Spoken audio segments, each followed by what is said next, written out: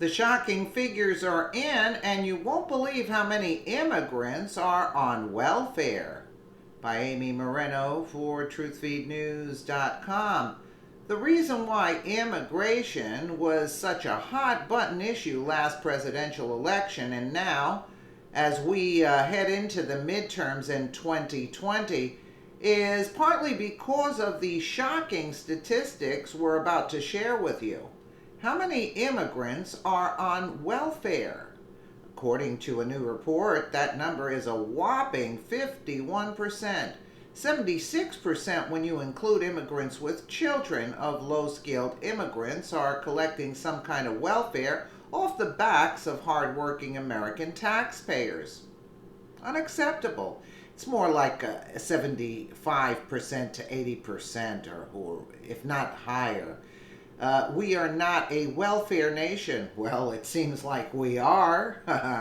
We are a nation of greatness, and the people that come here should reflect those values and goals, not leech off of taxpayers. Well, tell that to the Democrats. From Town Hall, this is the land of opportunity, and anyone who wants to come here can legally. That's not the issue for the Trump White House. It's been their stated position to shift our immigration policy towards allowing more high-skilled workers into this country. As for the families of the low-skilled working immigration population in the country, 51%, 76% counting immigrants-led households with children. They're all with children. What are they talking about anyway? Are collecting some sort of check. They're collecting everything. How do you like that? Forget about what they're saying. It's like 90% of the immigrants coming, the illegals coming in here, they're feeding off the system. And they all have about 5, 6, maybe 9 children. Come on, really? Come on, where do they get these numbers from? They know the truth, but they know that people will be in an uproar if they knew exactly. It's like 90% of the people, and they all have a couple of kids to boot. Come on. And then they start having more over here, so this way they collect even more money. Are collecting some sort of check from from our welfare services. Is that good? No. Does that mean we shut it all down? No. That figure comes from the Center of Immigration Studies. Yeah, if you shut it down, you know what's going to happen in the streets of America? If you shut down the welfare system? With all those illegals being hungry, I got news for you. We all better run and hide. I can guarantee you that much. No, that figure comes out of the Center for Immigration Studies. We noted the need for the immigration process to be more selective. At the same time, there are a lot of American households with children that are also getting some form of government assistance via USA Today. Yeah, they cut from the Americans, and they're feeding the illegals. How do you like them apples? And that's the truth. And that's the truth, what's going on in this country. It's a disgrace. About 51% of immigrant-led households receive at least one kind of welfare benefit, including Medicaid, food stamps. At least one kind. They collect Medicaid, food stamps, school lunches, housing assistance, all of that. Not some, all of it. Come on. So, compared to 30% of the native-led households, according to the report from the Center of Immigration Studies, a group that advocates for lower levels of immigration. That's right. They want them all in while you go to work and pay the bills for them. That's why your taxes are going up. Those numbers increase for households with children. Yeah, really. There's a surprise, with 76% of immigrant-led households receiving welfare compared to 52% for the native-born. The findings are sure to fuel debate on the presidential campaign trail as Republican candidates focus on changing the nation's immigration laws from calls for mass deportation to ending birthright citizenship. Yeah, because they're running out of money.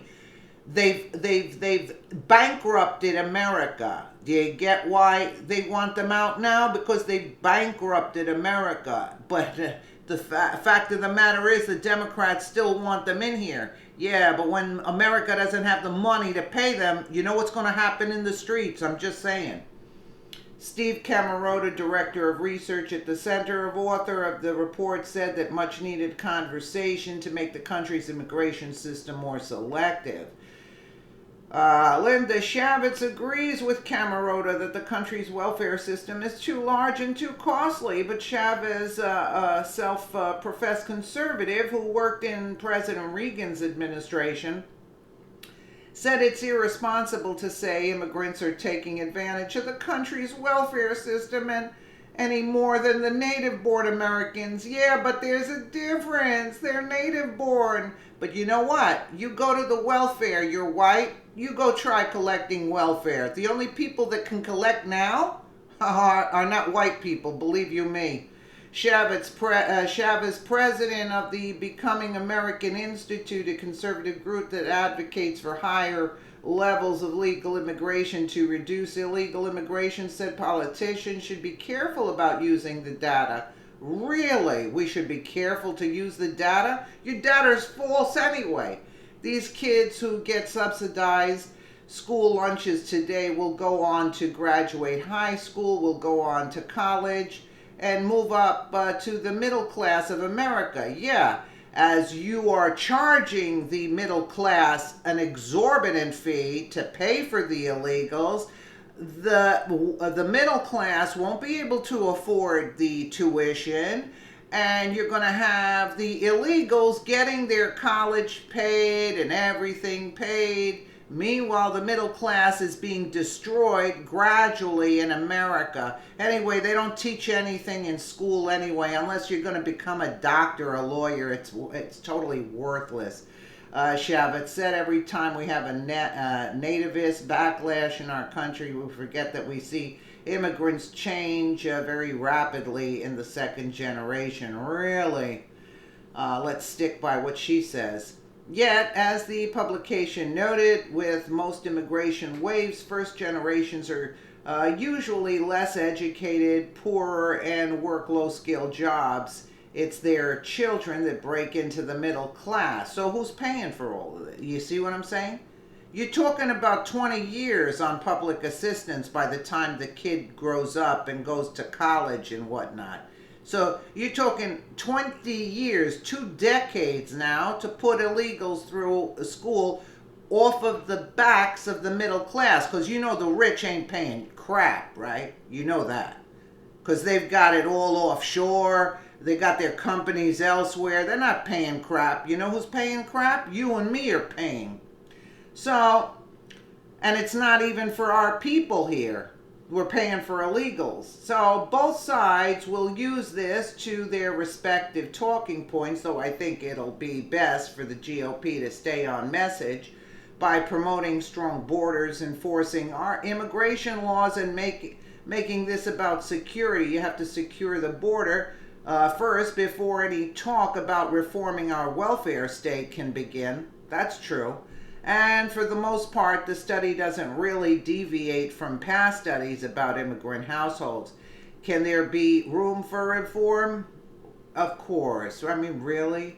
And our welfare state should be reformed to not engulf people in a pool of dependency, but rather a nice cushion that prevents them from crashing into the floor, but also catapults them back into the job market and back on track economically. In other words, it's a temporary measure. Democrats have removed work requirements and asset tests, which has not fared well concerning accountability of these programs, yet that's for another time. The Democrats bankrupted this nation. That's it. Bottom line. And this is what we're paying for here. And meanwhile, they want open borders. Yeah, but what happens when you can't feed them? What happens? Anarchy, right? Well, let me know what you guys think in the comments below. And again, thank you so much for watching.